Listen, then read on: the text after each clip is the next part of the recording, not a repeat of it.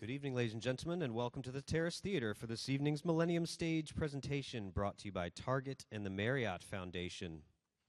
As a courtesy to this evening's artists and other audience members, we ask that you turn off your mobile device at this time. Photography and recording of any kind during the performance is prohibited. The Millennium Stage presents a free performance at 6 p.m. 365 evenings a year. All of our performances are broadcast live and available on demand at www.kennedy-center.org.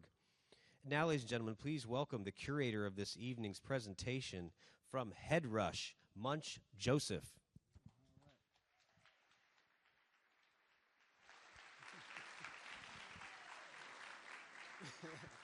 Good evening, good evening. I'm not going to take up too much of your time. I know we just want to kind of get into this. I just want to thank you so much for staying with us. I don't know how many people out here who have been to a J Dilla Tribute. How many? Show of hands, a J Dilla Tribute.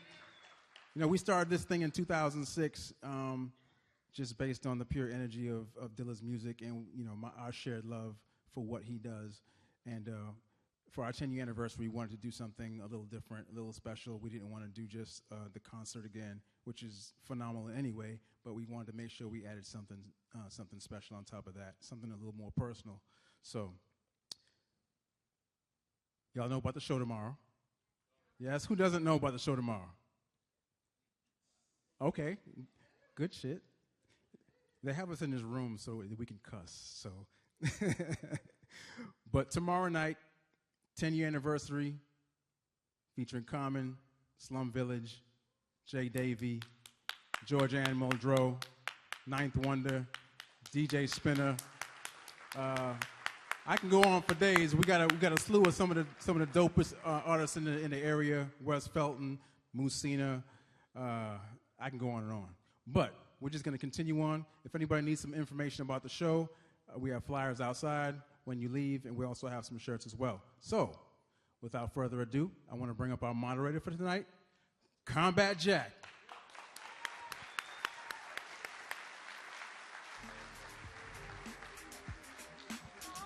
Washington, D.C., how you guys feeling tonight? This is such an honor. When I got the email about a month ago as to whether I'd be interested in moderating this esteemed panel, I jumped at the opportunity to do this. You know, I've been, as we've all been, touched by Dilla's music, but because he was so great, because there's so many different levels to, you know, his mastery of the art form, I think it's so great that we have experts, or people that we consider experts, people that he knows, people that he actually touched physically, to come on stage tonight and discuss the legacy of Dilla and his music. So I'm going to introduce one by one our fellow panelists. Please give them a round of applause. First and foremost is Georgia Anne Muldrow, producer, singer, songwriter.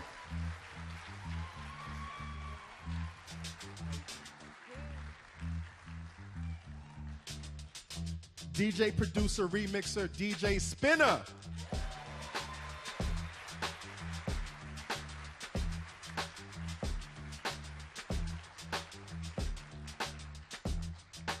The one, the only, Ninth Wonder.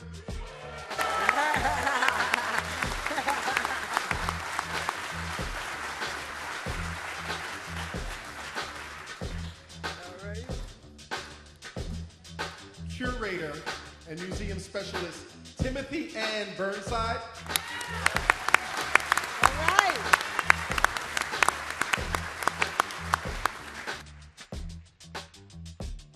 Without this man, we might not know the greatness of Dilla, Mr. Amp Fiddler.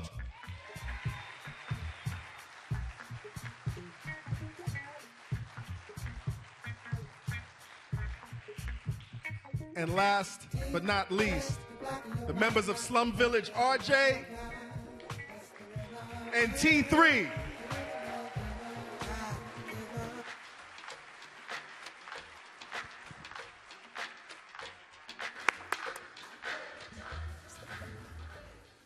How you guys doing tonight?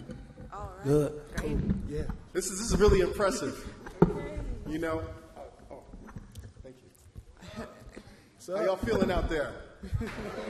You know, I want to start off, I kind of want to go through as much chronologically as possible in terms of, you know, the evolution, the creation, the occurrence that was Dilla. So I want to start off with Amp. You know, they say that you really don't gain your blessings until you show gratitude. So I guess every Dilla fan has to show gratitude towards you. Thank you for that, love. I appreciate that. Legend is you presented Dilla with his first beat machine, the MPC. I had an MPC 60 back then when T3 and Dilla walked onto my back porch. Okay. What was it about Dilla that would propel you to give you machinery? I think I was propelled to help any kids at that time that were interested in creating and being creative, because there wasn't a lot of kids in the neighborhood that were interested in production and being artists, and they had a passion about it. And Dilla had even a stronger passion about learning the MPC. He was really excited about creating. And so I had to help him with that because it was exciting to see kids that way. Now, when you blessed him with the MPC, did you know that was there a lot of training involved, or did he just take to it automatically? There's always a learning curve when it's the first time that you see a piece of technology, of course. But for him, it was natural because he had the affinity for music and rhythms and sampling and making beats. And I was in his head. That was his dream. You can just feel that. So it was a natural thing, I think. It takes time for anybody. You know, I had to show him things from time to time. He knocked on my door many a days. What kind of student was he, though? Did he absorb it? Was he reluctant? Did he see his own way? Was he hard-headed? No, I think he was pretty astute about learning, and he was definitely very content and adamant about making it happen and learning it. He was very serious about it. It was no joke. He was always serious. We really joked about things. He just came in and went straight to it, and would ask me questions about certain things. But it was serious business for him. He wanted to learn that machine and get it down as fast as he could, and create as fast as he could. T3 and RJ, you guys grew up with Dilla, right? Yep. When y'all created Slum Village, did y'all have any idea that your music would go past, you know, geographical boundaries and really resonate with the world? Did you have any idea? Of course not. No. We was in Coney Gardens, east side of Detroit, and we just so happened to stumble upon somebody else in Coney Gardens who helped us and showed us the way to start, you know, being able to even record. I mean, that was like the first studios, besides his dead studio, who we later recorded in. So, no, we had no clue. Most of the music and the passion for it was built on just friendship and a lot of comedy. Right. Like jokes and stuff, really. What do you mean like comedy? Like what kind of jokes? Like if you ever saw us, we had our own little jokes. You'll see us, we was in the corner holding our mouths like this. And we would just mimic people and do impressions. And back then, hip hop was kind of zany, and you danced a little bit. You know, you can have fun. You put on fun elements. So that's how we kind of build our friendship through that. Did y'all have any idea? Because my introduction to y'all was through Fantastic Volume 2. Right. Did y'all have any idea when y'all were making it that, yo, this is the shit? Well, thank you. Can I curse? Thank you. I appreciate that. Well, when we did Volume 1, you got to go back to Volume 1. Right. We basically did that.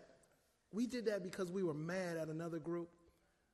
Basically, Dilla had produced a whole cassette for this other group, and they was bragging about it. A group that shall remain nameless, or? Oh no, it was fine. They the homies. Okay. So we basically got mad, and we just went in the studio one day. YG hyped us up, and we went in the studio, and we did the whole thing in a week. We did Volume 1 in a week. So we talk about 22 songs with remixes, all the rhymes, everything, in 1 week. In 1 week. 1 week. Now, once we did that, then I knew, I was like, man, we owning something. And we only did 300 cassettes. And we passed them out word of mouth. So we hooked up with Amp. And he introduced us to Q-Tip on the Lollapalooza tour. And then that was history. So Amp, man, like you play it forward, and you try to tutor these guys as much as possible. Yep. They come back and they give you this. It was a cassette, right? Cassette. Well, the first demo they didn't like. Q-Tip didn't like the first demo. Let me go back. The first demo was 5 songs, and Q-Tip just liked the beats. Right. Only.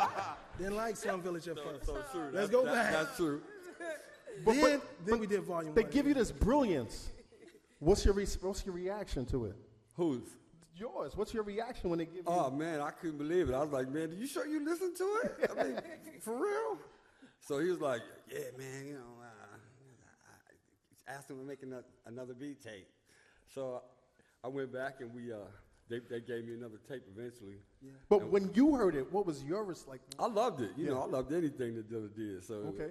And as a team, I thought it was brilliant. So I thought it was the next shit as far as I was concerned. So now, legend has it that Q-Tip gave y'all one of the best accolades.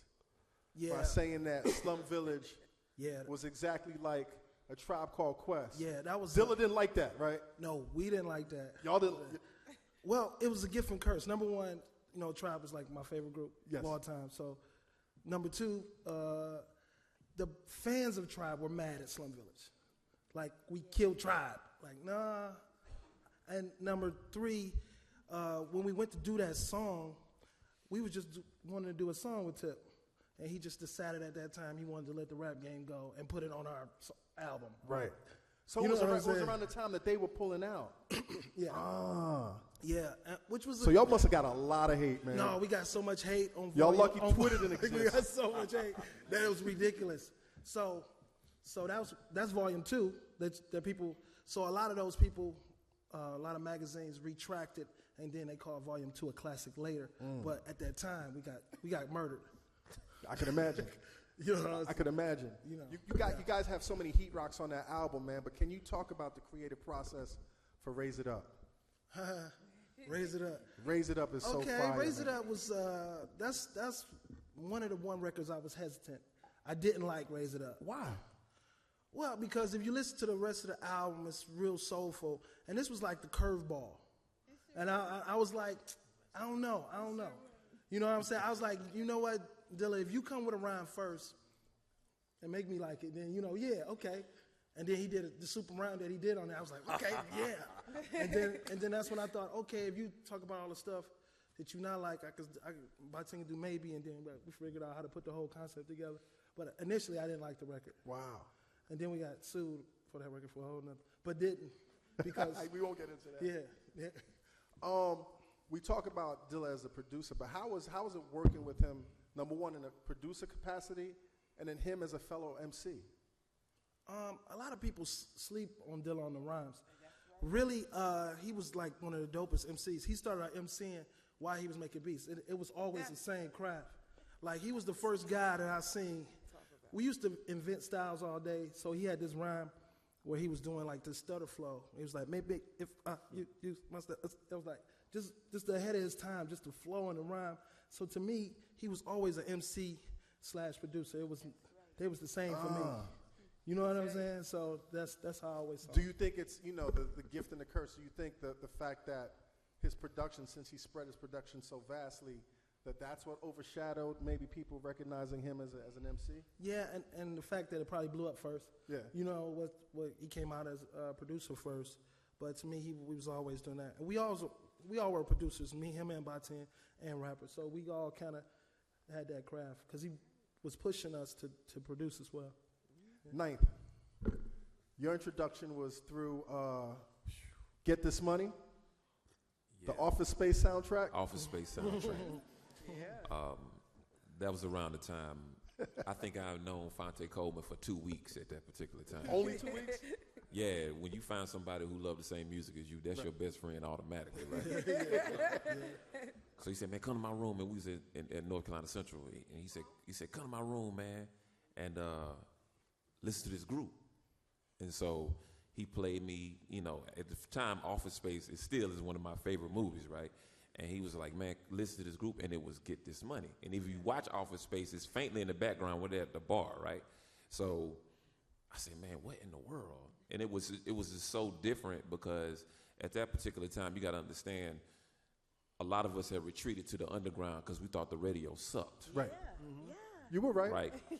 Still. I think, yeah, still do right. I think a lot of people outside of hip hop don't understand how much there's a division amongst us when it comes to like that 95, 1996, where a lot of us like, all right, the hell with the radio, we're just gonna run, and we felt like refugees in the woods, like, right? And it was the Office Space soundtrack, but it was also when Q-Tip and Dilla had a joint on the Funk Master Flex Volume 2, and that joint, and that's when I first heard Q-Tip did it, but Dilla did it again. Well, come on, everybody, get down with us. That type of flow, and you know, just that. But then everybody wanted to put Slum Village in like the conscious box, and I'm like, are y'all listening to the lyrics? We not conscious. They say Yeah, some at ratchet all. in Y'all those listen, poems. like, are you listening to climax or what they're really saying in the song? So, you know, that's when I got introduced to Dilla for the first time, was those two. And then you went back and did the research. Oh, he did Running. Oh, he did Stakes Is High. Oh, he did Got Till It's Gone. Oh, he did, right. You know what I mean? And it just kind of ballooned from there. Now, how the hell did y'all get Raise It Up on the soundtrack? How did that happen? I mean, you mean, how did we get that? Get This Money. How'd y'all get This Money on the soundtrack? Yeah, that was through Interscope at the time. Okay. Yeah. Well, Now it's crazy. The record that you felt the least was the one that had more legs at the time. Well, yeah, Raise It Up was always a big joint for us when we did that. So yeah, we still do that song every show now. You know what I'm saying? And Get This Money. Yeah. Georgia, what was your introduction to Dilla? What was your introduction to Dilla? My introduction to Dilla was really, I think, like him as a producer, because I mean I've been exposed to him for a long time, but like how Ninth was saying when he was making the connections as far as this is the guy that made everything that's the bomb, that it was really through YG having that Bling 47, okay, and my brother was like, hey man, you heard of Bling 47? I was like, well, I don't know now. We went up there, we started ordering stuff off of there. You know, the J88 stuff, and that was that. You understand? And that. So yeah, basically it was really through, and the ironic part about all of it, I don't know if irony is the right device to use, but it feel good. So basically, you know, YG, what he did in advocating for him as a producer, you know what I'm saying? That is what exposed all the timeline, like, wow, he made all the stuff I love, you know what I mean? Like realizing that it's the same person, you know? And so that's what it was. And then, you know, that was my first gig in hip hop. YG was my first gig. Wow. You know what I'm saying? So it was really through the Bling 47 stuff. Let me interrupt you for a second. Ladies and gentlemen, I want to introduce Musiq Soulchild to the panel. All right. There you go.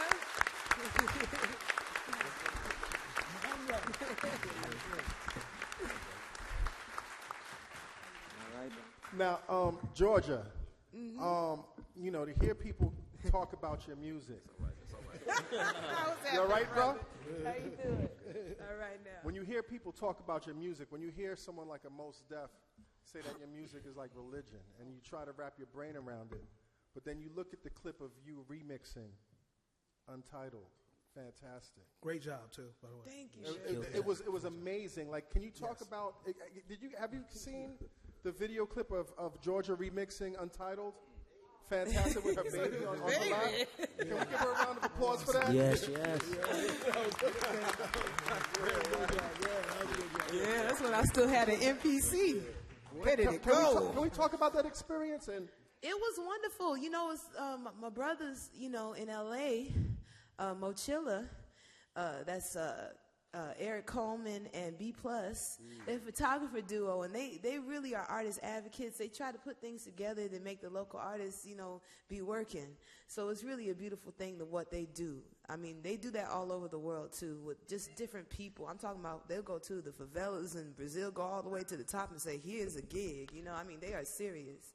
So I appreciate for them even considering me for that thing, because it really was Miguel Atwood Ferguson's arrangement of that music, and he is a beast. He's incredible. Like, he reminds me of like a new age Hindemith or something. Like, he's crazy. His arrangements is just, it's great modern classical music, you know? And it's beautiful when people can, I don't know, people can like merge them worlds together, so people can get hip to like what it could expand to live performance wise.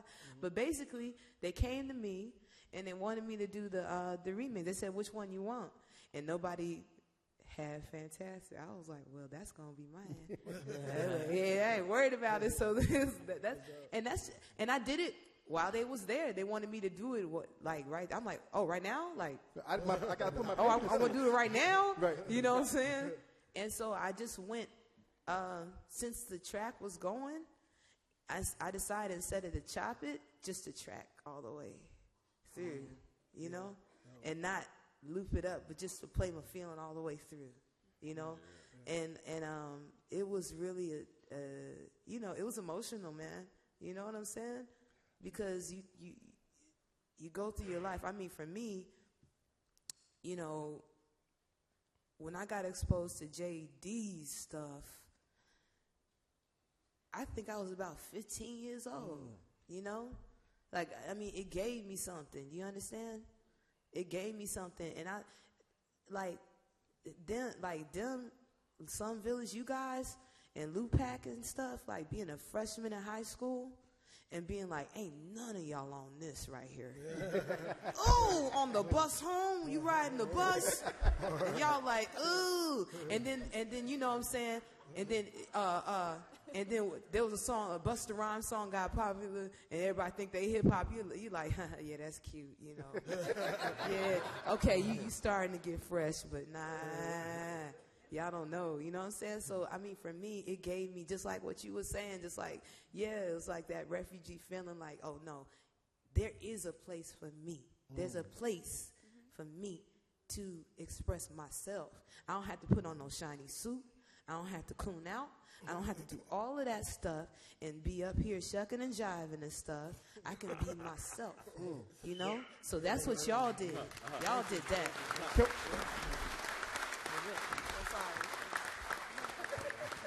Can we talk about you doing all that greatness with your son on your lap, though? Like, can we talk about how great that was? What happened? I'm sorry. With your child or your baby on your lap? Oh, though. he wasn't going to be nowhere else. I was still his cow, his personal cow. So he wasn't going to do nothing else, you know. But, yeah, he just sit there. But, I mean, really, from when I was carrying him, I was be in the studio. He'd be dancing around up in there. And really, like, when I had him, he remembered the beats. Like, some beats that play, he'd be like, yeah. You know what I'm saying? So until he got too big, and I mean, for me, like I learned later, like in Africa, you know, until the child's like 3 years old, the mother always keep some type of hand contact on the baby, you know? So for me, it's like, that whole experience helped me find myself too. Like, you know, that whole working woman stereotype and you in a blazer and you get somebody else watching your kids and all of that. It was just like, nah, you a part of this. You make me better. It's a very special moment. Thank you for that. Yeah, I play better congas when I'm breastfeeding. Okay. Spinna, you're world-renowned, amazing DJ. You hear music from all over the place, man, but you've been very vocal about, you know, claiming Dilla to be the greatest of all time. From your ears, man, why do you proclaim that, yourself personally?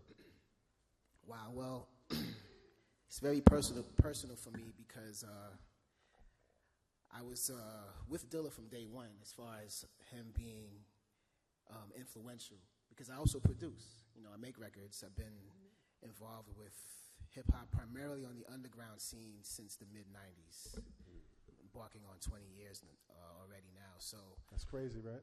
yeah, so basically my first encounter was really running Far Side. Yeah.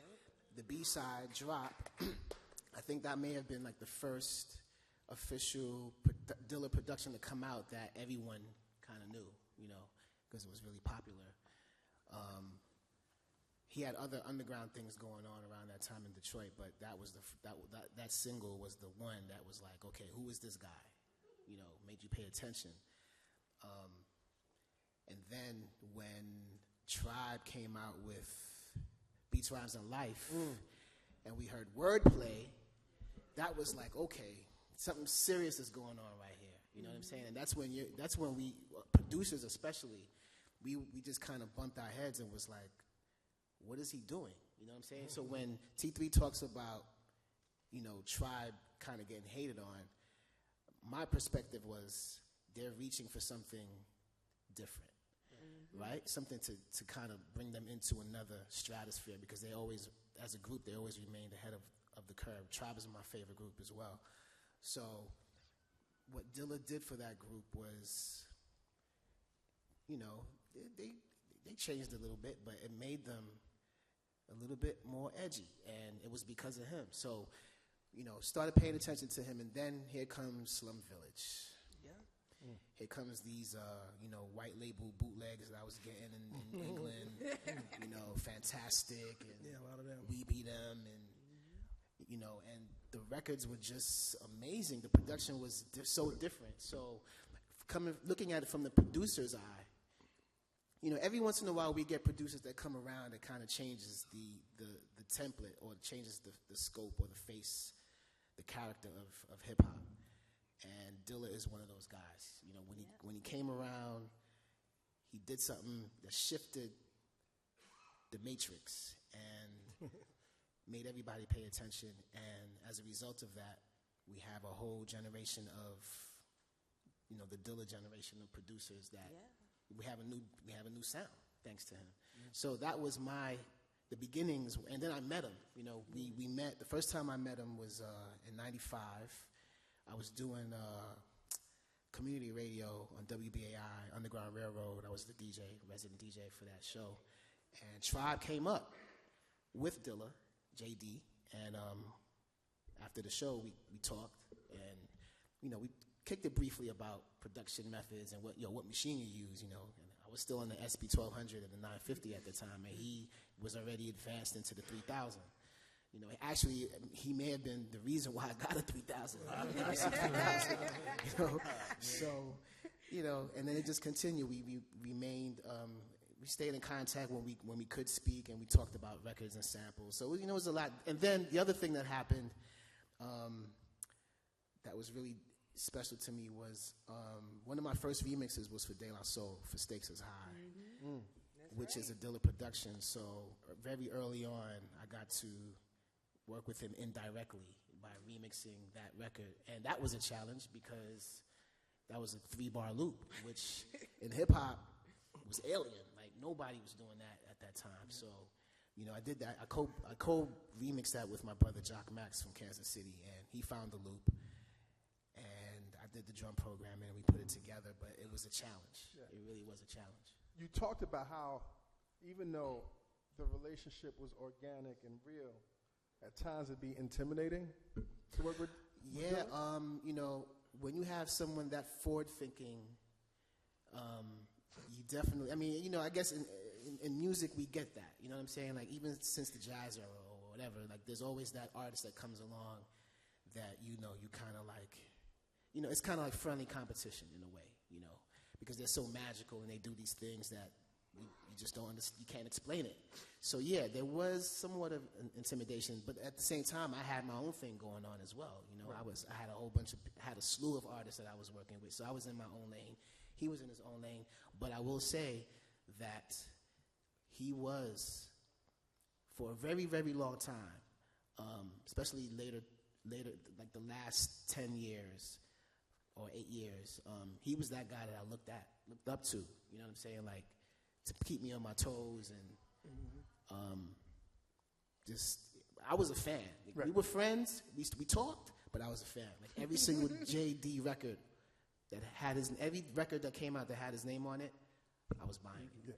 And I had the opportunity to express that gratitude to him on the set. You know, the picture that you see on the screen was taken at during Winter Music Conference in Miami about 2002. And I remember that year I did a gig with Jazzy Jeff and Kenny Dope at the Marlin, and he was in Miami, I think, with Frank and Dank at the time, and he came through and hung out, and the majority of my set was Dilla records. So I was playing, like, you know, some of his more obscure stuff. There was like a bootleg remix EP that came out around that time that had like another version of Stakes is High and Woo Ha and Busta Rhymes remix, and you know, I let him know that yo, you my man, and I got your back. Since then, so it's not like post Dilla after death thing. It's like yo, and we talked. We talked about records, samples, all of that, and it was a mutual respect. You know what I'm saying? Like he respected what I did, and the gratitude was returned. Music, man, your music is amazing. Thank you. You know, and consistent. Very consistent. And you've been very vocal about championing the legacy of Dilla. What's your relationship with Dilla? It's a very I don't really know how to like. It's weird because how it started didn't necessarily lead it to how you would expect it to go. And our relationship was very indirect, you know, through phone conversations, through text messages. Like the dude sent me beat tapes to my door, but I never actually sat in any place with him. I only saw him physically in person 2 times. Both times, I don't think he knew who I was. The first time I saw him was at Electric Ladyland Studios. He was doing something, and I was running down the steps, and he opened the door, and I was like, neither one of us knew who either one of us looked like. Right. So when I finally, got to know who he was, I was like, I think that was Dilla that day, yo. Oh, man. And I was like kicking myself, you know. No, actually, that was the second time. My bad. Okay. The first time, T, I don't know if you remember. All right.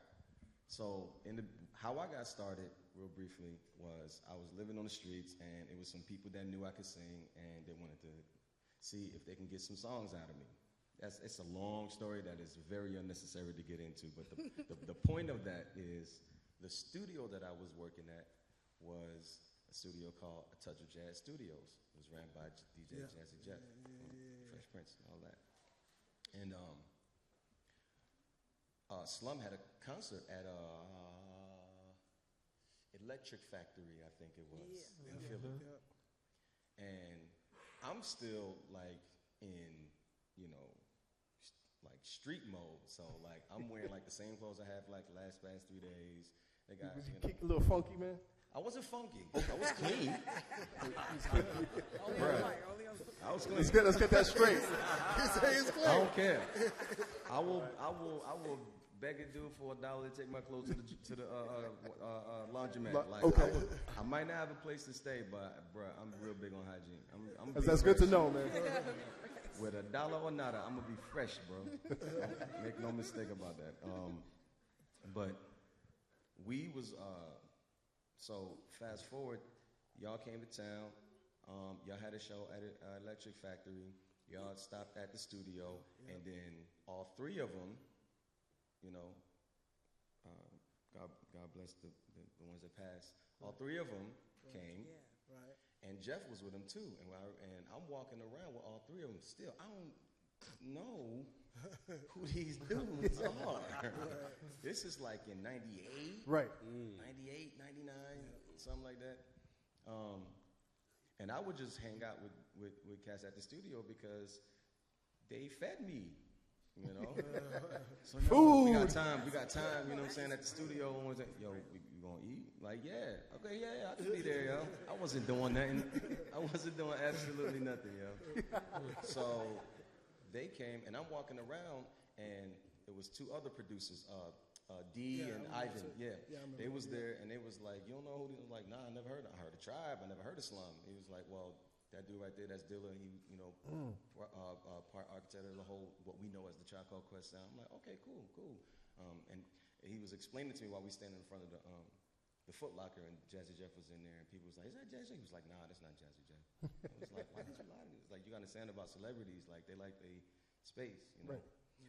So that was my first run-in with Dilla. Actually, the whole Slum T too. Like, you know, first time I ever met them. And then when I was mixing, I was in Electric Late Night because I was mixing a song that wasn't going to make the album on my first album, I Just Want to Sing, but it made it, and we had to get a studio on. When that was available was Electric Late Night. So I was upstairs, you know, I had to go downstairs, go get some food, and he opened the door, and it was right there. He was right there.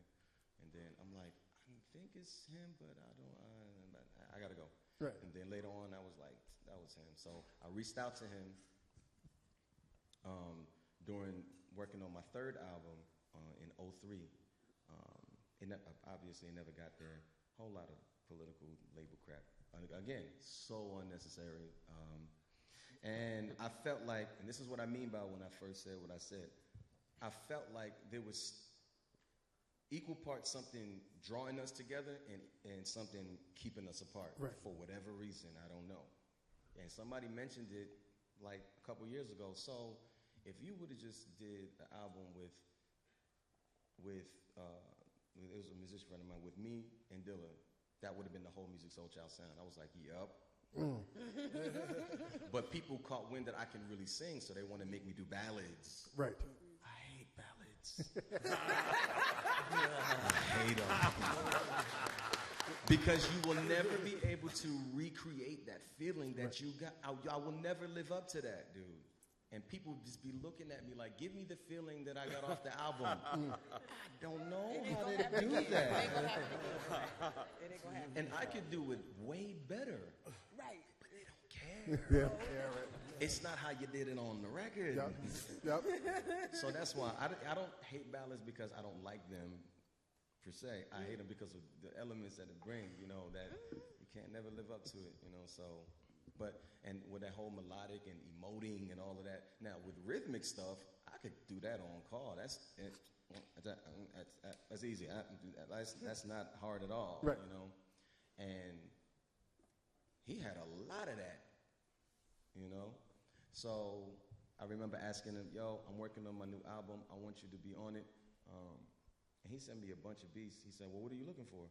I said, I don't know, like, and this is before I really understood what type of producer he was. Because I'm used to being in Philly, musicians, getting in the studio, blah, blah, blah, blah. I didn't understand the concept of taking, not samples, taking pieces of another record and using it like you would a batch of sounds. Mm-hmm. You know, I want a hat from that record. I want the snare from that record. I want, you know, and some of them came with vocal parts. So, you know, and you can't shave off a two-track, you know. So you just put it together, and that within itself, and how he thought, you know, and put it together. He was orchestrating records, not instruments. He was orchestrating. That was his genius, you know.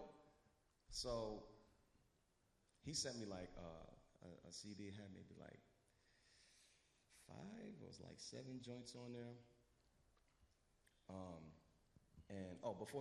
So he asked me, I was like, oh no, I kind of like always wanted to like mess around with like, you know, you know that dancing machine joint, you know, Michael Jackson. He's like, yeah. Jackson 5, yeah. Something like that feeling, that thing. So he said, okay, I'm gonna see what I can do. This dude sends me a track where he like. Y'all know his dancing machine, bruh. Like, and I'm listening to this like, I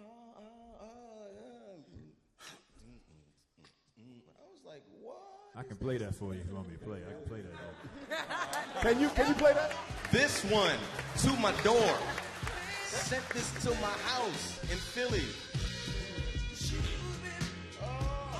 That's so bad.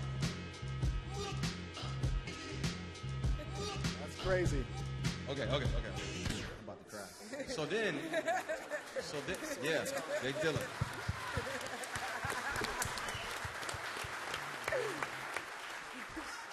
So then, you know, I'm like, and why isn't he like mainstream wise? Why isn't he everywhere? What's wrong? Something is wrong. Right. You know? Right. So I took those beats, and then, you know, I have that a couple other people who had Dilla beats. It's like folks was like trading Dilla beats like baseball cards. Like, you know, it's crazy. You know, yo, how many you got? I got about 20. Yo, I got about 100. So the last I got thing, this one right here, though. Right. So the last thing, the last time I remember, and I just stopped. I was in the studio. I'm jumping around, but I was in the studio working on my last album actually, and Buster came in, you know, and I was like, you know, we got into of course, anytime anybody is of any level of separation of Dilla, it always comes to Dilla. It don't matter. Like, you cease to matter, and it's all about Dilla. Right. So then we started talking about Dilla, and I was like, yeah, but, you know, he sent me some beats. He was like, yo, you got Dillas? Sounds like Buster.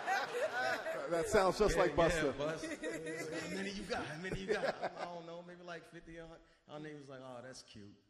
I was like, dude, like, this is not a competition. So, that just took me back. So anyway, so I got a whole bunch of beats, right? And I said, you know what? I'm gonna do my own project. You know, where I did an entire 10-song project. Never saw the light of day. I played it for 2 people. I played a couple songs for Amir, and I played the whole joint for Robert Glasper. This was in like 05, something like that. Yeah, I ain't hear that one. Y'all making me think about. I gotta dig it up and actually do it. Right. No, he's about to beat me up. But my thing is, and this is a very important thing that a lot of people that know me don't understand, and I didn't know how to like express it and articulate it. All right. There's the music industry, and then there's people who make music. Yes. The community. Yes, Lord. There's a community. Yeah, that's a good way of putting it. There's the music industry, and then there's the music community. All right. I was stuck in the music industry. Which is a harsh place to be stuck, man. And I didn't want to include people from the community in my line of path because we would do greatness that will never see the light of day that somebody else would own. Wow. Yeah. Wow. Yeah. So I sacrificed the potential of doing some amazing things because I didn't want it to fall into the wrong hands. I got you. So everybody took it different ways. You know, some people think I'm a jerk. Some people think I ain't about it. Some people think I ain't really real. You know, and it's fine. I personally don't care what you think about me because I know why I'm doing what I'm doing. And in the future, actually, that the future that was the future then, that's the future, that's the present now. Present now, Yeah, right. there you go. You gonna see. You know, I don't do things to prove nothing to nobody. Right. Just, you know, I don't complain about my ashes. I just show my flames when I become the phoenix. Yes, sir. Yes, sir. You know what I'm saying? Thank The people that recognize it, they'll recognize it. He know how many years we've been trying to get at each other, back and forth. Like we've been trying to make it happen, 100. you know. But Yeah. I would get to it, and I'm like, then we're gonna do it. It's gonna be dope. Then so and so gonna own it. And never mind. So that's like my little quantum leap relationship with, you know, the late great J Dilla. Little. Yeah. There's a whole lot more to it, though. Timothy, you're a historian, and you recently got 2 pieces of equipment from Dilla's mom, Ma Dukes, in the Smithsonian. We absolutely did, yes.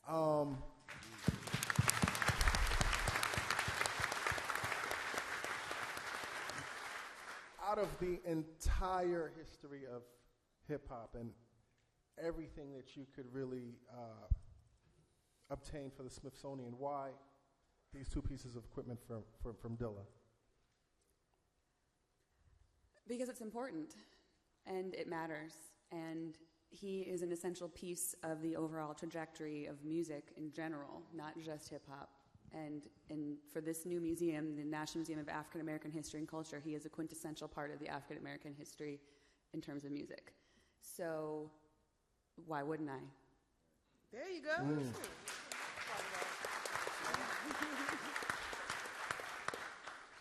Spinna, you said, and now I want to open up the floor to everybody to chime in and contribute.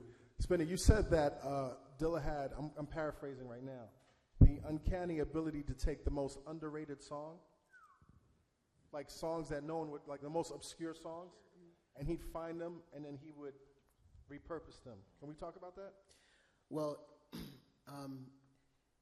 you know, and myself being a collector and being a producer, again, I got to go back to that to say that a lot of us producers, when we're making beats or whatever, the sample source is from old records, right?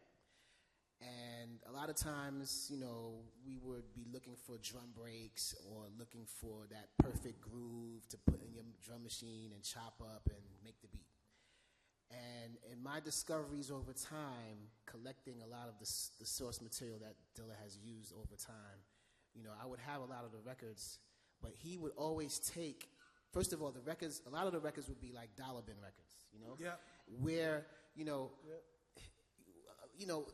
in the history of digging in the crates and making beats, you know, back in the days, like in the early 90s, a lot of us would go for like straight funk or straight soul, expensive collectible rare records that have value.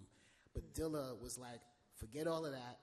I'm going to dig in the 50-cent bin or the dollar bin or the $2 bin and pull out these, you know, random ass rock records, or it could be anything. It could be like an experimental, you know, psychedelic rock or whatever, you know.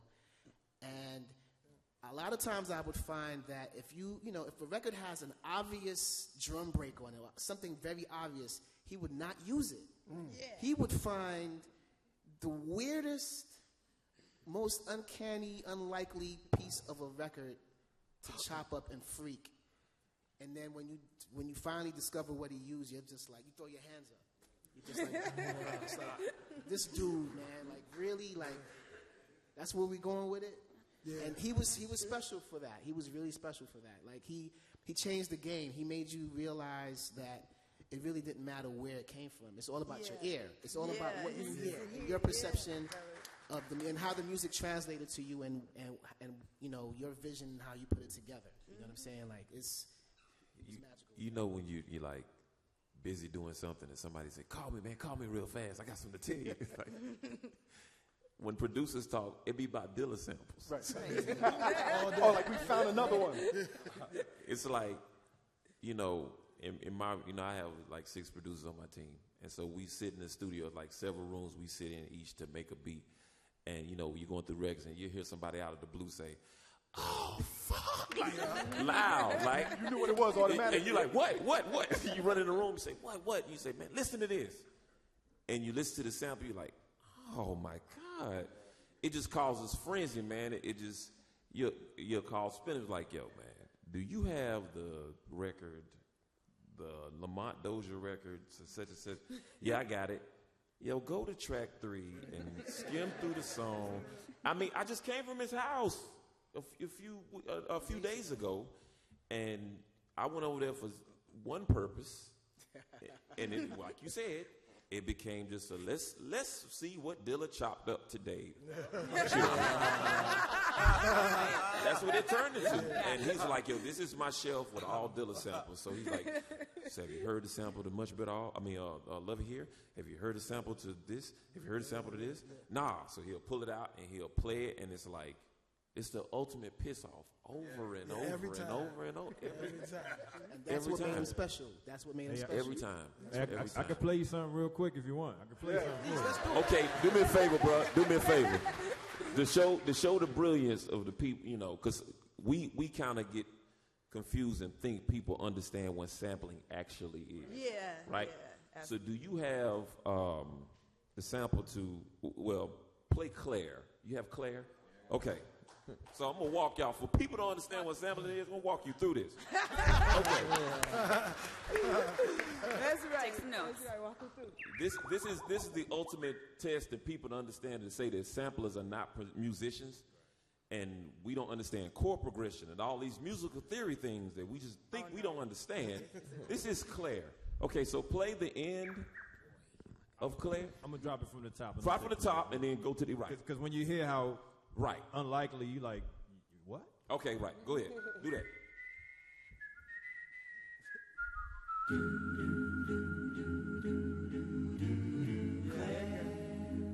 The moment I met you, I felt as if something somewhere had happened to me, which I couldn't see, but then Y'all already weirded out, right? Y'all weirded out, right? I met you again.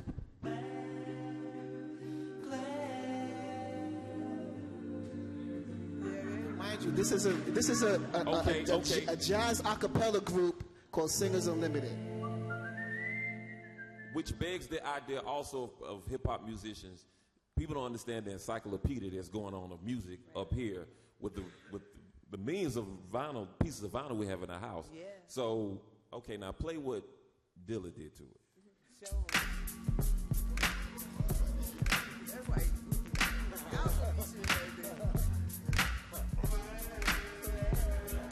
Right? So that's the sample, but check this out. But then it's a play on words. The name of the song is called Claire. The name of the Slum Village record is called Players. Players. So all those dummies at the house thinking players, singing players, and then we hear Claire, we're like, they're saying Claire. Right. So, you know so he what? found a way to trick us into believing. If we said it enough, you going to believe that it was it. Even though, But the thing is this, I'm going to give Knight from Spinna something I know they don't know about that record. The drums. I know what the drums are. I know.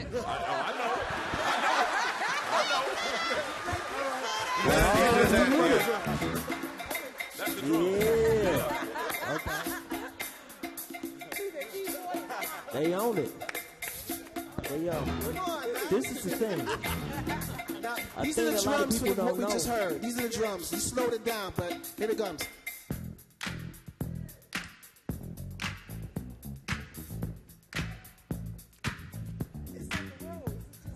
Yep. We already heard it. Yeah, that was it It right already there. went by, so it's really like The thing about half a Dilla bar. is this. Yeah. Yeah, he killed that. Yeah, that's the drums. That's it. Yeah. So a common record like Rapper's Delight that everyone knows, but no producer would ever think to loop that record up for drums. I didn't just know. with it. I didn't know. You know, But you gonna say something, RJ? Yeah, I was gonna talk about that beat tape that had Move on it and the inspiration behind it. For a long time, Spinna and everybody know that Frank and Dank was what Dilla would call the mojo. All right. So after a certain point, when they moved to Canada, I stepped in as the mojo. So he would call me to come to the studio, and eventually, when he went to the hospital, he was out in Cali. And he came to the Selfish video shoot with Kanye. So we were sitting there, and we was talking trash, like how Kanye killing him on the beats. So he said, "Oh, you think he killing me on the beats?" So he went, got this machine, and he didn't mess with nothing but soul samples. And that was the whole purpose of why he made that beat tape, was to show that he is killing everybody on the beats. That was to prove to me that Kanye wasn't killing them. That was the whole reason. And that's how competitive he was. Well, so because of that, and here's my theory, and you all can prove me right or wrong. You can essentially get an understanding of any kind of music just with the Dilla tracks and the samples and the beats. Right. There is everything. There is everything. Right. You unpack Dilla's work, And there is a complete picture of not just American music, but of music, right? Running. I mean, that would be a great project, wouldn't it? To just like document. That's a good idea. That would be crazy.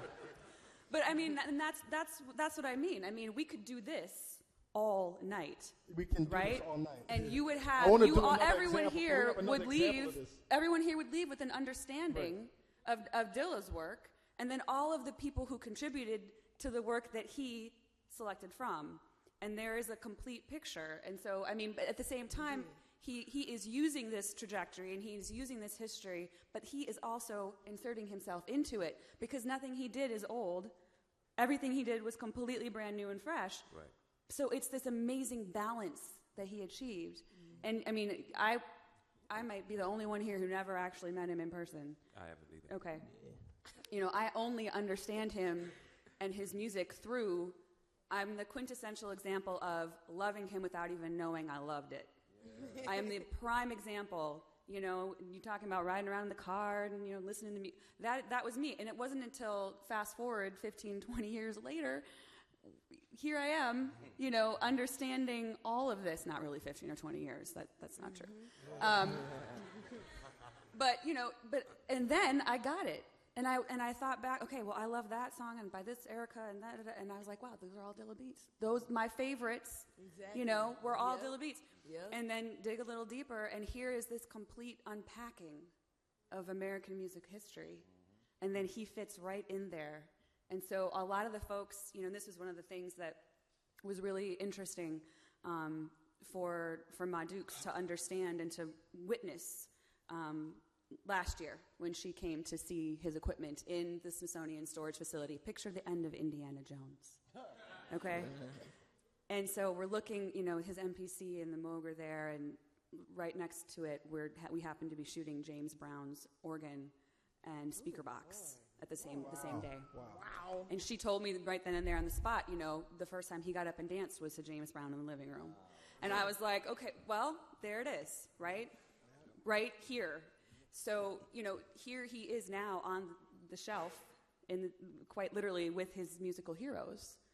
And they are now his peers in the history books and forever. That's amazing. So, I mean, that...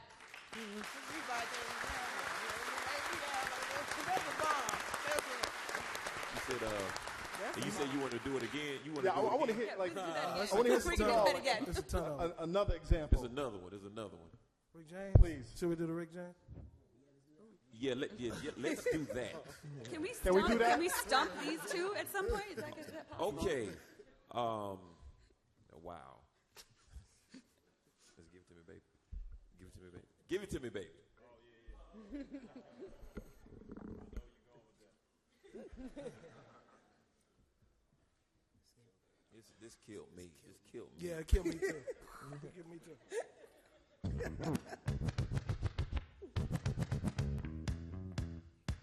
Yep, exactly. Exactly. We know what that is.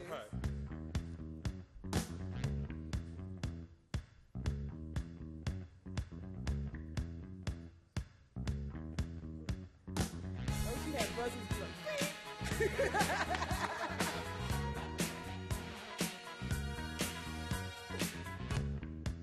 Yep.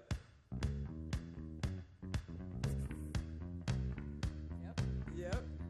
Keep on. Yep. Yep. Keep on. I would have Keep on. Keep on. Keep on. Keep on. That's it. Keep on. Yes. My move. Can we do one more? Can we do One more. Okay, also for the people who don't understand, when we sit in a room and hit pads like we're crazy, okay, play the Escorts. Oh, bro.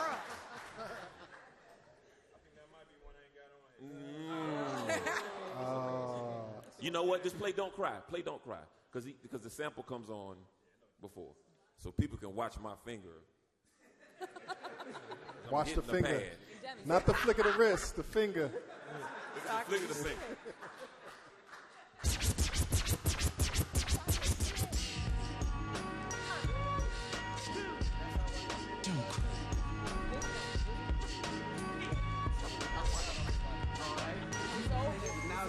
Dilla had this thing where he'll take the record without changing the pitch and smushing the record, right? So this is.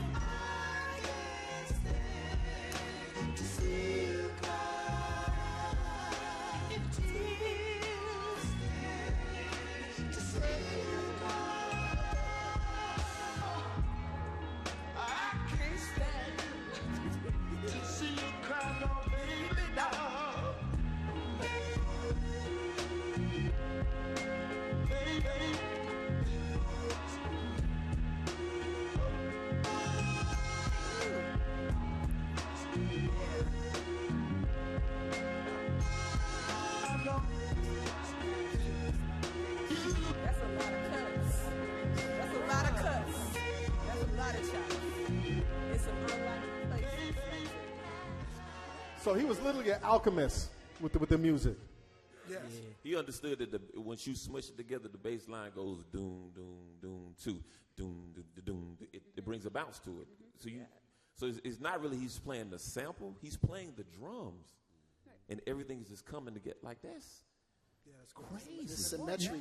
You know, I think you guys to that. just answered Musiq's question about why he wasn't bigger than he was. And I want to quote you, Timothy, because you said about Dilla's music that everyone who pays attention to hip-hop has heard Dilla's work, whether they realize it or not.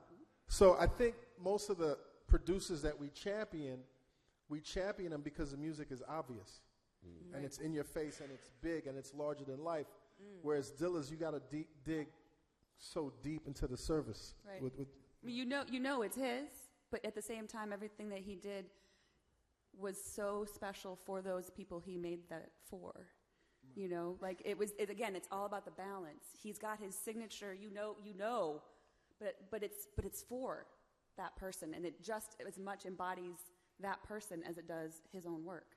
It's an amazing relationship that he had, and that's one of the things that is just amazing is that to be so dedicated to the music, to be just fiercely dedicated to music and as a first love, that's rare.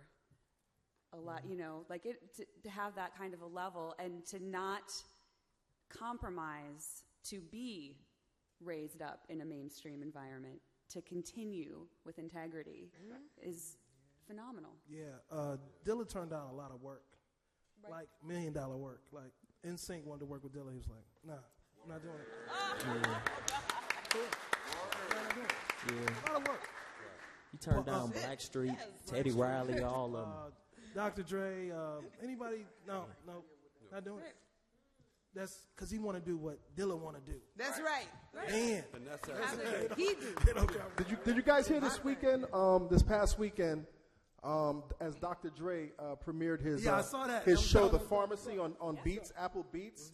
They were asking him who he wanted to play out of everyone that he's ever played, and he was I just want to play Dilla. Yeah. Word. Yeah. Doctor, it's on yes, video. He just said that. Wasn't that his favorite? He just says he bows down to Dilla. Yeah, he showed which is because it's Dr. Dre. That's fresh. You know, let's have some more fun with this music, man. You guys have put together some of your favorite songs, and the way I see it, this is like kind of like a mixtape. So let's go over these records that some of you guys have selected, and let's talk about why these records are special to you. Let's start with you, Amp. You said the song "Fantastic." Can you give us a taste? Yeah. Fantastic. Yeah. I mean, this is an early time for Dilla for me, and see,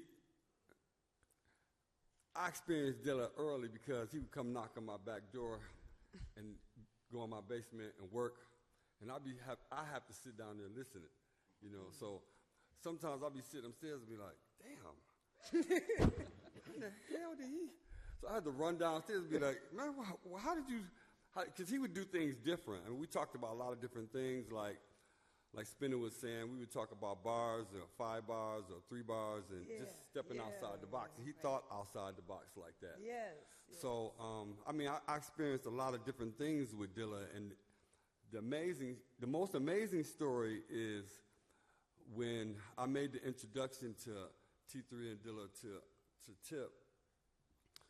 people were saying, damn, Dilla need to hook you up, man. How come he hooked you up? And I was like, because I had no expectations. Right. I did it because I want to see him shine. I want to see him put Detroit on the map as a producer, and also just put him on the map because it's just amazing. He was just amazing. So to me, it was just like, wow, this kid is crazy. So what happened was I was chilling at home one day, and my boy called me and said, hey, man, I'm at the barbershop. This dude just bought me some zips. He's like, I'm going to bring him over. I want you to make some beats for me, and you can have them. So he brought the disc over to me. He said he paid $100 for them and gave me the zips, and I look at them, and lo and behold, it's the fantastic zip and about 6 other zips of Dilla's. Wow. So I was like, damn, this is crazy. How did this kid got these Dilla zips from the NPC at the barbershop? So I called him. Because he's been seeing me all this time. Yeah, I'm going to hook you up, man. You know, I'm going to hook you up. I was like, man, don't worry about that. Them other cats is talking shit. I'm not even tripping about that. You know, my thing is like karma works in amazing ways. Yeah. So I did that out of love of my heart to help you because I love the shit that you make. Because the beats that he used to make, I'd be sitting upstairs like, damn, I'm learning some shit here. I taught him how to use the machine. You're learning what you taught him. I taught him how to use the machine. He's teaching me some shit, right? Yeah. So I called him. I said, Dilla, yo, man, this kid brought these zips over here. They're all yours. He's like, oh, yeah. When I moved, you know, from the hood out to I'm still in Corner Garden, see. I'm probably the last survivor in Corner Which is the Garden. hood, right? So he moved it to the suburbs. When he moved, the movers stole his zips. Oh, my God. Unbelievable. I was like, man, well, come get him, man. I got him right here. It's like, you know what? You can have them. I want you to keep them because I need you to have those. I was like, for real? Oh, wow. What am I going to do with them? So that Fantastic was always a favorite to me because it was the first zip that I pulled out that bag. Besides, the song is amazing. This is my number one favorite.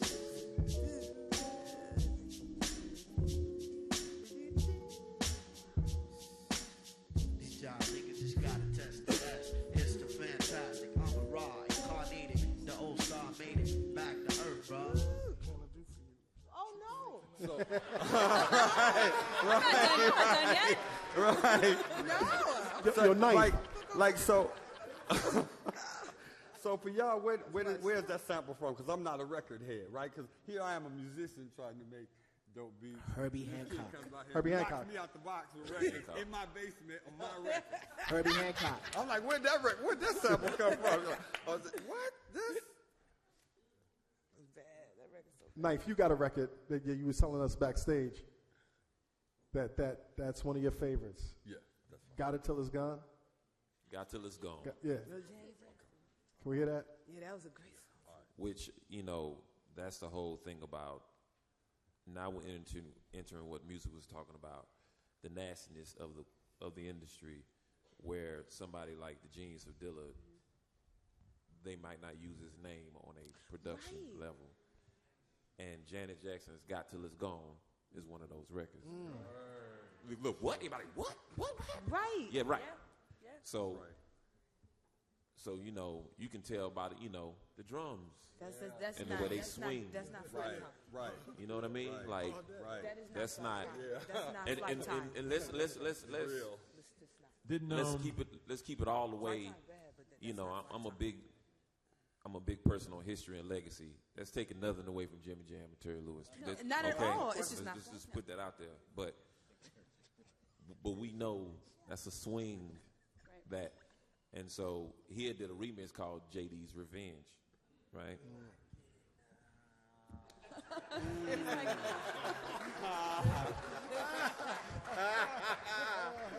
Woo! You know, that's wicked. That's wicked. Yeah. And that's and wicked. You know that's wicked. and so that's, you know. Yeah. Can we No, get which one So you want? that's You want true. the Jimmy Jam and Terry Lewis remake? Okay. Or you want Okay, they should get right. And so that was actually We had an overlap on a favorite. Got Till It's Gone. So that was also one of my favorites, but for completely different Jimmy reasons. Jam and Terry Lewis remake, pretty much note for note, swing for swing, snares, all that. So they can get the credit for it based on the Dilla blueprint. It's the original.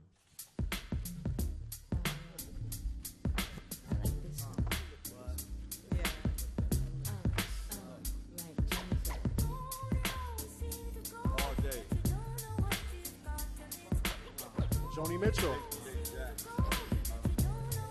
How do you play it? You're making some bass like it's a like that shit is hard. That shit's hard to do.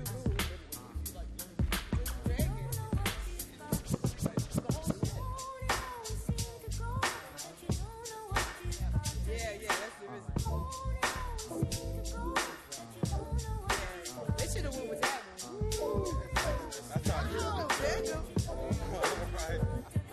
This is JD's Revenge right here.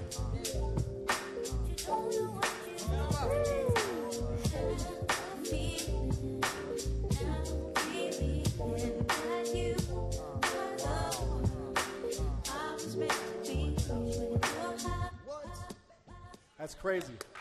Oh, yeah. Spinna. So can I just? You got some records here. So we overlapped on that one, Huh? and I want to point out. So another example. So me, growing up in northern Wisconsin to some hippie parents listening to bluegrass and folk music, I rocked out to Joni Mitchell my whole life. Right, Joni Mitchell for such a long time was crazy in my world. So was Janet Jackson. And then here they come together, and it's because of hip hop. Like that was like all of my worlds in one song. You know, who does that? Spinna, you got some records on here, man. Which one do you want to choose? Well, we talked about two of them already. I had Wordplay and Stakes Is High, but what was Little Brother Black? Yes, Little Brother Black Star from the Hurricane soundtrack. And why? Why is this one here? Well, the sample is Roy Ayers, which we first heard that sample on a Pete Rock album, Mecca and the Soul Brother, which is just an interlude, right? Main ingredient, right? And Dilla, I'm sure, because Pete Rock was Dilla's favorite producer, hip hop wise, right? All of ours, yeah. He was one of those guys that changed the face of hip hop. So, you know, I'm guessing that him flipping this record was his homage to Pete, but he murdered the record.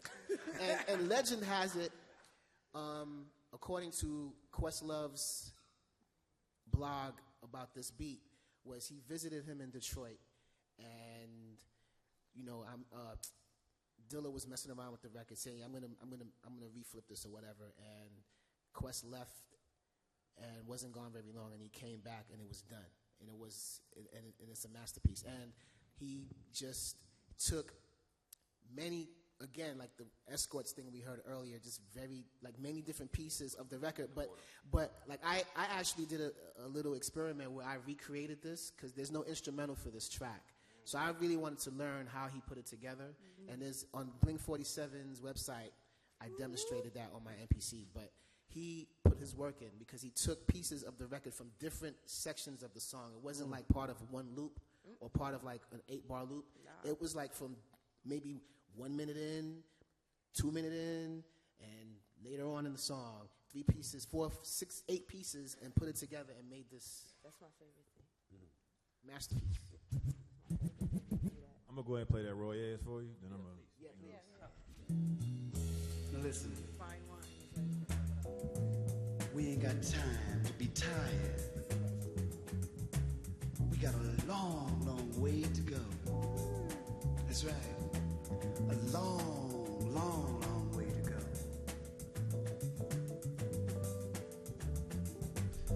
We ain't got time to be tired.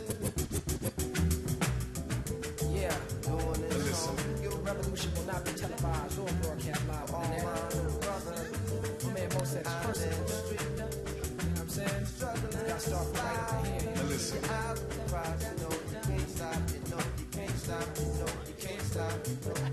That's crazy. We rap that ain't gods. Ain't nobody can't start. No party like us. They crush the same hearts. Mostly the same marks. Walking the main blocks painted with blood is still hot. So deep it stains up. That's crazy. That's crazy. Georgia. Yes, sir. Oh, a song? Yes. I'm halfway drunk off this music right now. How I feel. You know what? Because you know what I love. I like it when he chopped too. I like play that Airworks for me, from that Donuts. Play some of that Airworks. Yes. That right there. Plus I'm a Libra, so I need that air. Yeah. Watch that right there. The way he cut that.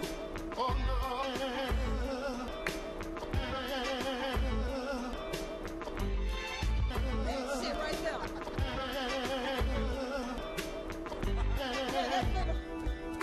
Yeah, this one.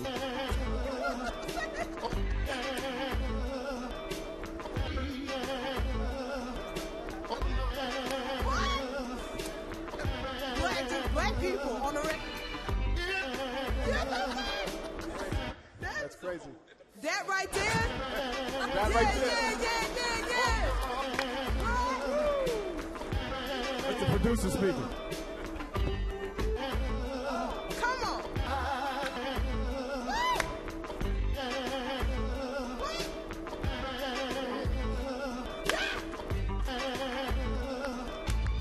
I don't really care.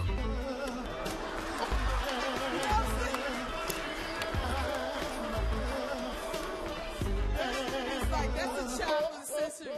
Music, we didn't get your list. For like to me that right there. If you would have That's named a Cabby song, right Music. Oh, it's L.V. Johnson. Oh, sorry. No, go ahead. The sample is an L.V. Johnson record, soul record. That is not like remotely a fair question at all. We're not here for the fair questions. No stretch of the imagination is that, because a lot of them are things that actually never got placed that are now coming out. So that's why when Donuts came out, I was like, yes, because I had these beats already, and I've been since then, But just off the top of my head, I would have to go with Won't Do. Oh, Won't Do.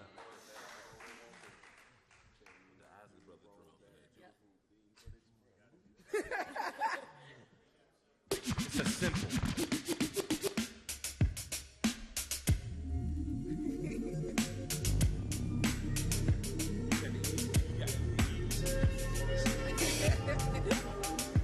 And plus, I'm a singer.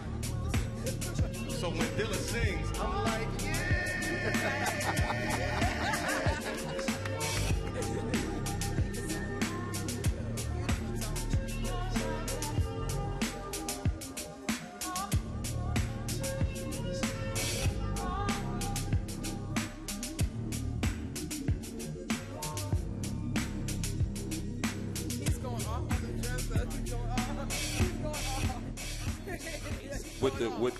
With the footsteps in the dark, Isley Brother drums. Yes.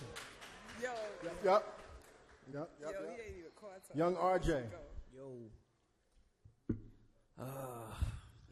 What did I have on my list? You ain't don't nobody care about us. Yeah. Let me see what I'm Don't nobody care about us? Nah, Reminisce and pause. I probably would have to say Reminisce. And the reason why I would pick Reminisce is because it's like the bass line is from like 3 different separate records that he knew the key of the song and pieced it together to make one bass line. So, and took pieces from other songs and added in the melody and added bass notes and played keys on there. And so that's what I would say, because just to be able to do that is 3 different bass samples from different records to make one bass line is insane. That's hard. You'd have to be insane. Yeah, he was. That's hard.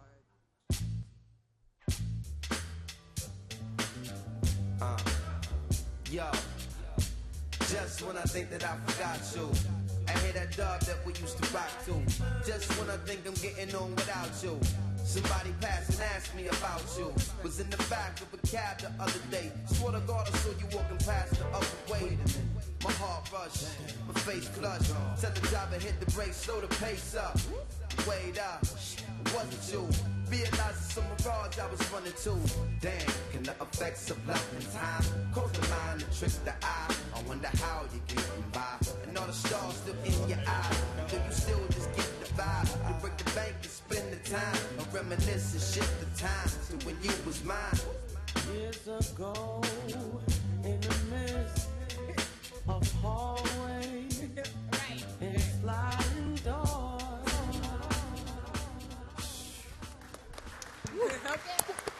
Now you said that was 3 different records. Yeah, I was 3 different jazz records that had open bass parts, and he knew exactly where to tune it when he was listening to it. And just for him to be able to piece that together to know what's on what record is insane. That's crazy. My sincere hope for all of this, I'm assuming there's a lot of hip-hop fans in the audience, but I'm assuming there's also a lot of non-hip-hop fans in the audience as well.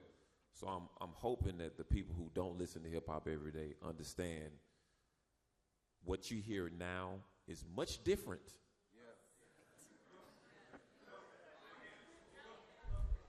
that this is what we're talking about when we mean this is hip-hop. Yes. There's no guns involved. There's no drugs involved. There's nobody died. There's no chains. It's none of that. That's right. This is the purest, for my non-hip-hop even audience, this is the purest form of it. Yeah. Once it gets to what music talks about, a mainstream level, sometimes this is not that anymore. And so that's what it. I did 15 years. It's not that at It's all. not that anymore. So a lot of people, for my non-hip-hop folk in the audience, when you listen to the artists, they say, well, this is the person that won the hip-hop on the Billboard Awards, or this is the person that won it. That's not what it is. It's not Iggy.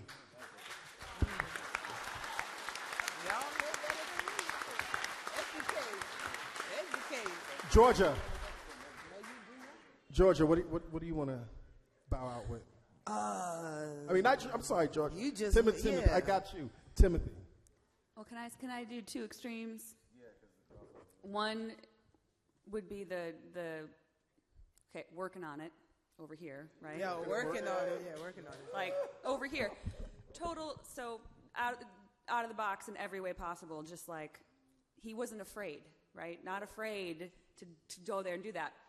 Extreme for me, anyway. Opposite end of the spectrum. Didn't you know? Effortless. Effortless. Didn't you know? Just like, right? Yeah. But same guy. Different sides of the coin. Oh yeah, yeah.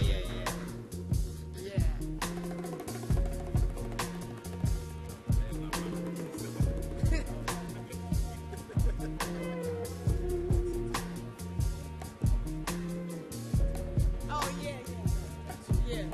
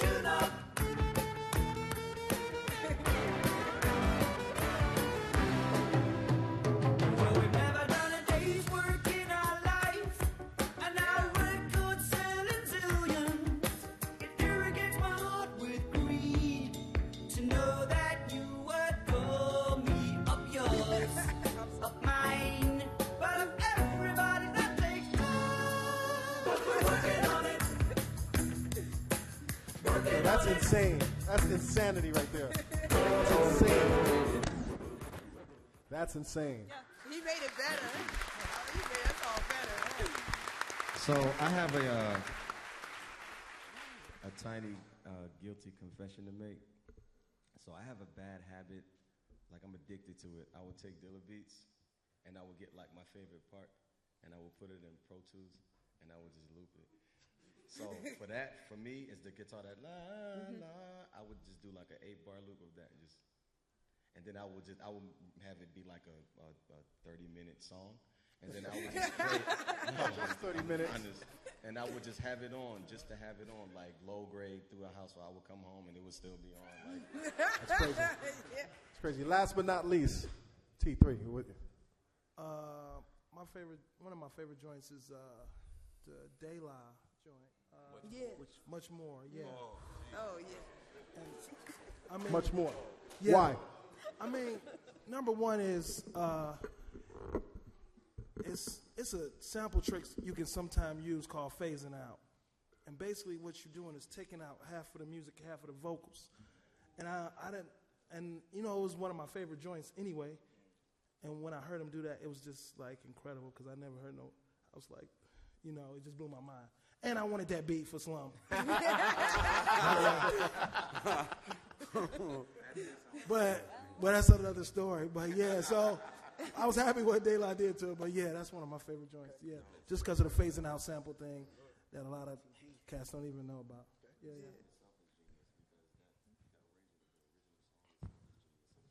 Yeah. They ask you to speak up, Musiq. Oh, no, sorry. I ain't saying nothing. Can't help it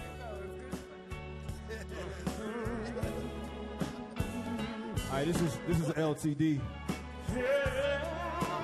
The song is called Love Ballad.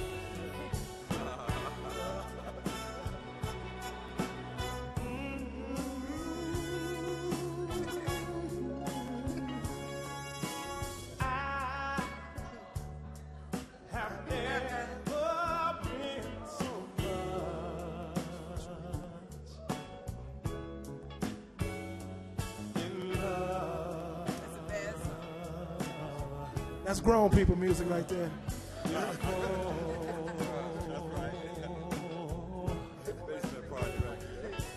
What a difference.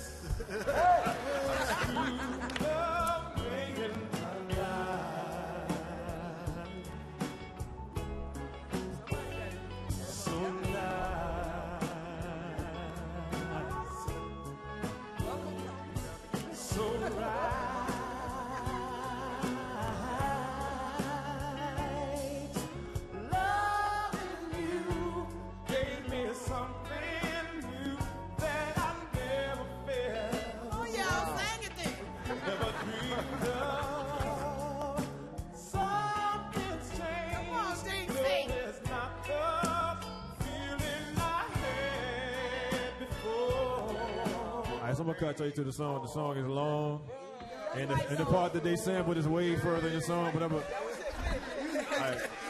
it is at the end. I'm gonna go. I got you, Knife. I got you, Knife.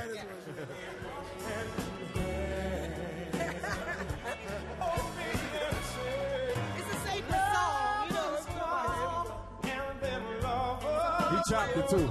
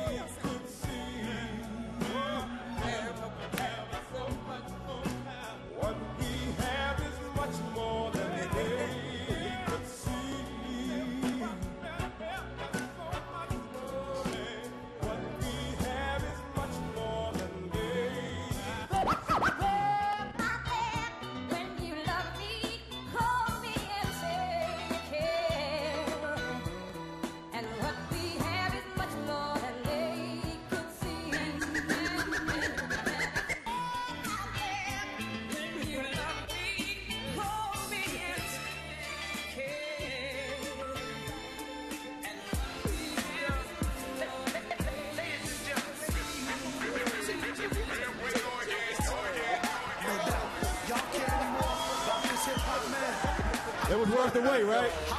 It's worth the wait. Worth the wait. For 15 seconds of fame. Microwave, popcorn ass. Yeah, we give you much more.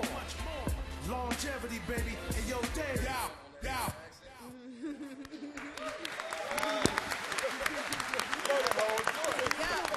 Y'all go ahead and thank Knife. Y'all go ahead and thank Knife Wonder for making me play that joint to the end. That's a crazy mixtape right there. We done. We can't do one more. We done for right now. I'm supposed to open up the floor to questions, but sure.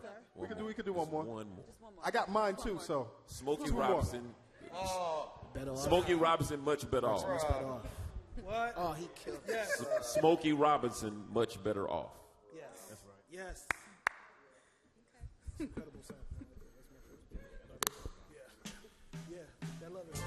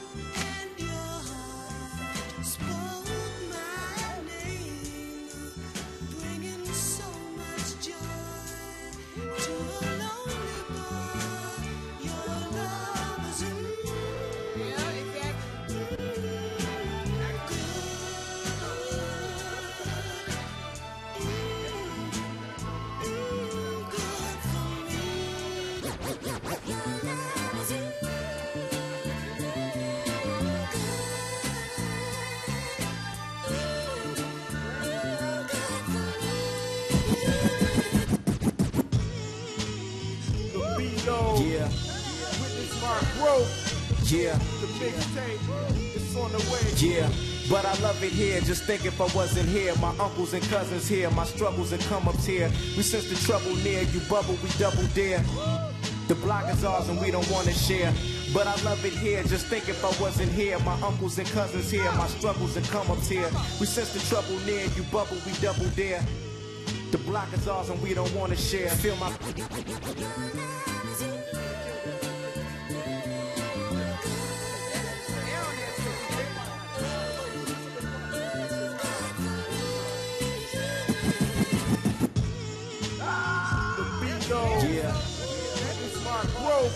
Yeah. It's on the way. Yeah. It's just sitting on there. Oh my God. Yeah, that was one of my favorites too. Yeah. Incredible chop. You know what? Incredible. I got to open up the floor for some questions, but I do want to play my song that I Okay. because it's the most subtly but most emotional I've ever heard Dilla on a record as a MC. And it's so timely right now, and it's F the Police. Yeah. Yeah, man. It's fitting. You gotta play that one. And the views expressed on such this a flip recording off are of solely those NWA. of the artist. And by no means do we encourage or condone violence against law officials. It's for you. It's for you.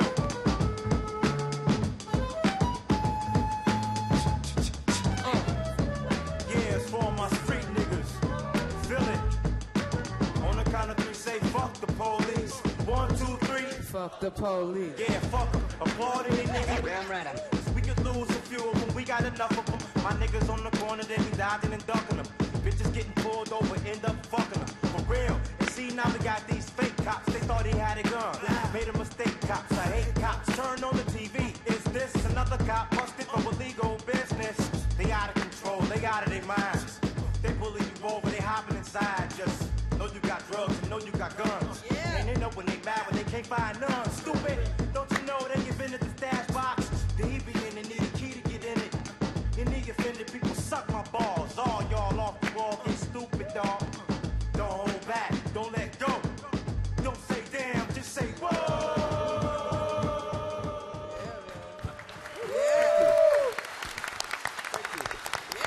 So let's open up the floor to some questions. There's 2 microphones, I guess, on each side. So if you guys want to line up. Hey, yo, Reg, can I get one? Can I get one real quick? Can I get one? Can I get one? Yeah. So my joint is Verbal Clap off the De La Soul joint. Y'all could go online and look up the story on this particular track here, but this joint is ill.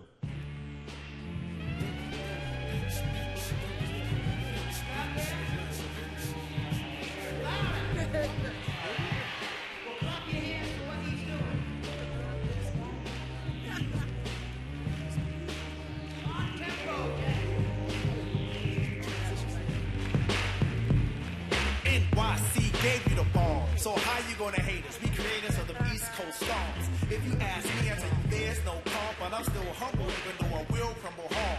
Some call them, some call them, some call them, some call them, some call them. Thank you for that. Thank you for that. Thank you for that. We can do this all night.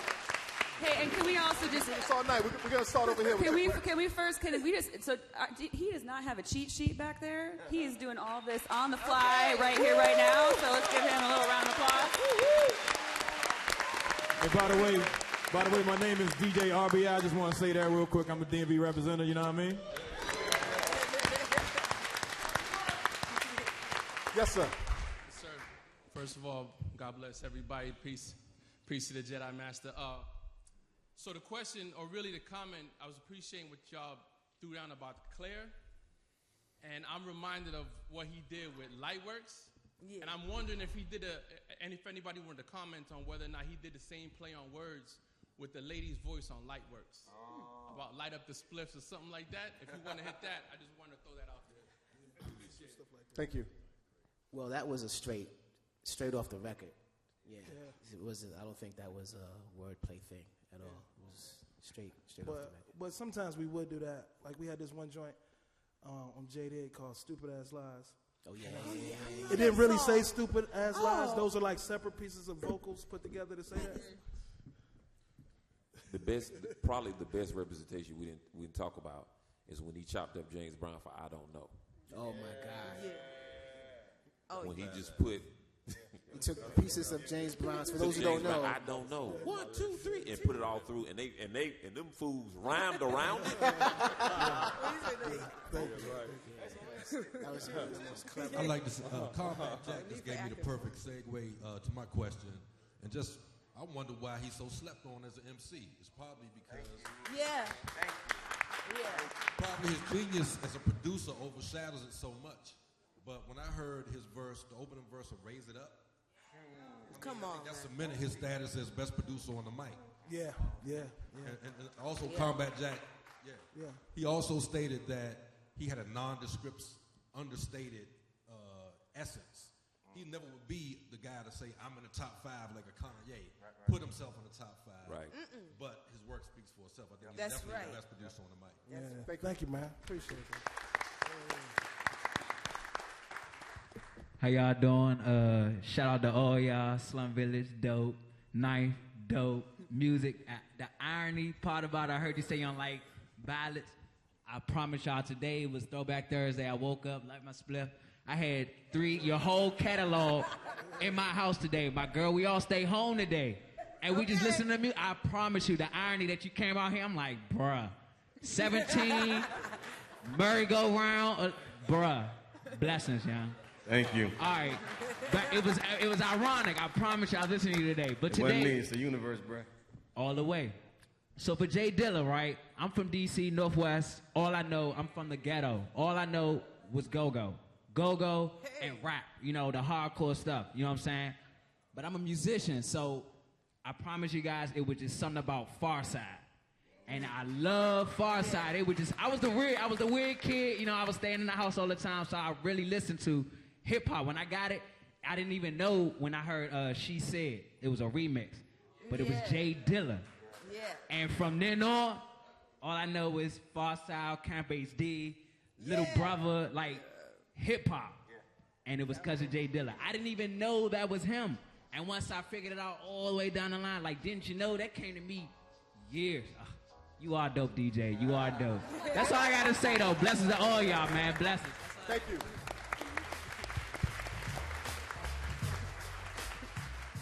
First, I want to say thank you for this opportunity. Seriously, One of my favorite Dilla records that he produced for The Roots was Dynamite. And I was curious if Questlove actually added a drum to that record. If anyone ever played live with Dilla as he produced. They left it as is. Yeah, that was straight up. Straight as is. Yep, they left it as is. Sir. All right, I speak a little fast. I'm going to try to slow down, make sure I get the question out. Slow it down. All right, thank you very much, brother. So, when we have these types of things, I always try to ask Knife the sample to comfortable. And he tells it to me, I forget, and I come back. But, so the questions are for you two. I want to know, get a story from you, RJ, about any like tips and tricks you learned from him, like you kept and you still use them day to day. And for T3, your favorite studio experience in recording Volume 1. Okay. Then I got like a follow-up on that, if I can do it. Okay. Oh, you got a question. As far as tips and tricks, I mean, he showed me from step editing in the 3000 to swing the drums, effects. I didn't even know 3000 had effects until he showed me, but yeah, the effects, filtering, cutting up, truncating the drums to the track, not just using the kick as it come, but make it your own. He wouldn't give me all of them. Last conversation we had with Dilla was right before he moved out to Cali. He was swamped with work, and he was asking me to help him with some remixes, and I was like, why don't you just get a production team? And he was like, I don't want nobody to know everything about my sound. So I was like, damn, that's crazy. I didn't know he was gonna pass, but it make perfect sense. Yeah, it does. Story from Volume 1. I remember we used to go to a temporary service to work, get our $30 a day. Me, him, Proof, by 10. And it was this guy, he might be mentally challenged, but, for whatever reason, sorry. But anyway, he was asking for his check. And we ended up making that into a whole song. What is it on? JDA? Is that on JDA? Hock and Pucky? Yeah. It was basically, we was Volume 1. No, it's Volume 1. We was basically mimicking this guy who had a speech impediment and kind of put it into a record. I know that's bad, right? That is bad, right? But I find humor in a lot of things. I think if you can't laugh at yourself, So that's a story nobody knows about. Thank you. Next. Listening to you all talk about J Dilla's work, to me it just sounds like currency. So now, is it even possible to get your hand on J Dilla dollars? Like, if I'm not you, if I wasn't in your shoes in the 90s or the early 2000s, is it possible to just get one? Right.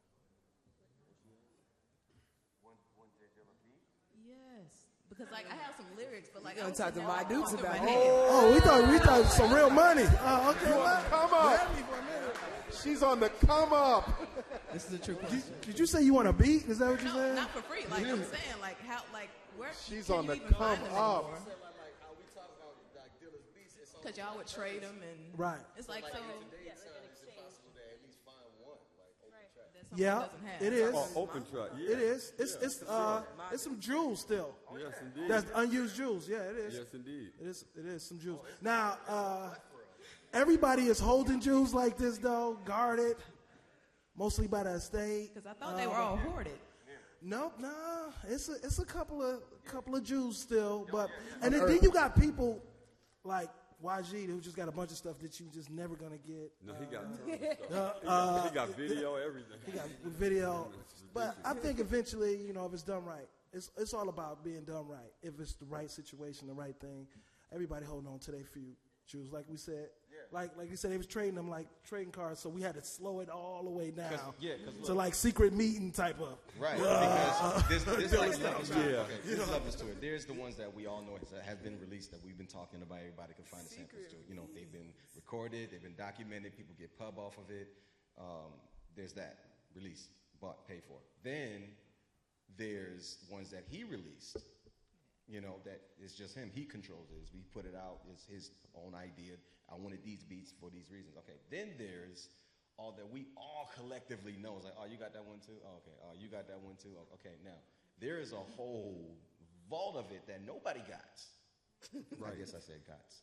That nobody got, or a select few people have. And that's what he's referring to. Like, you can get to it, but it got to be done right, because there's been a lot of crap that went down with I know that his legacy. beat's not for everybody. I'm just saying, like, if I met somebody who had one and I offered them some cash, they was like, get your whack ass out of here. Or they was like, okay. Shoot your shot, girl. My juice got Shoot your shot. Shoot your shot. I ain't mad at you. No, that's what's up. Thank you. The fact that you got the love, that's what's up, yeah. Sir. Excuse me, I'm kind of nervous whenever I talk in front of people. But I have like a couple questions and just a couple ideas. First of all, how did nobody play Climax? One question. I'll stick to one question. First of all, my favorite J Dilla beats Climax has to be Climax off of Fantastic Rhyme too. That shit's crazy. But my kind of like comment is kind of a question is like, so I got into JD not really off of knowing about how to sample, but just like the mood of the music, you know what I mean? Yeah, so I'm curious, I had no idea all the technical aspect of it, and I'm curious, like me as a sampler, I produce too, I'm not really a great like sampler like him in terms of knowing all the technicalities of it. So I'm curious what you guys think about a producer like Kanye, who in my opinion is more like he'll take an 8-bar loop and just like loop it. Like, and how do you guys feel in regards to the artistic quality of a beat like that in comparison to like a J Dilla beat where he's almost even going out of his way to do kind of like creative shit on the sampling? It's no comparison. It's really no comparison. There's a going back to the hip hop conversation. When we're talking about the music, popularity doesn't matter, and some people can't understand that concept. That popularity is not. If you argue with somebody off the street and say Kanye is better than Dilla, they might say, yeah, because I love Kanye and he's on TV and this. But music, there's no competition really. You know what I mean? Even Kanye probably would tell you that. You know what I'm saying? You know what I'm saying? To be honest, I mean, there's no secret. I mean, I saw that firsthand when he did Common's B and he had Dilla on there twice. And that's a lot for Kanye to go outside to say, I'm not going to produce the whole thing. And he went and got Dilla for 2 jams off for Common's B. So it's really no competition. You know what I mean? Once trust and believe, and Spinna knows this, once all the producers get in the room, there is no such thing as popularity. No. The real ones know. They're right. That's right. The real ones. Yep. The real. You know, that was a great question, and unfortunately, we're going to have to wrap it up because we're going to have to be out of this room by 8 o'clock. But can we get a strong round of applause for everyone who contributed? This is amazing.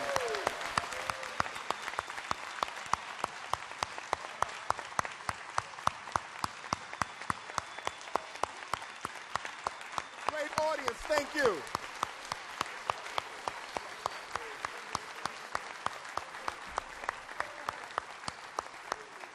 Thanks so much, everybody. I appreciate this.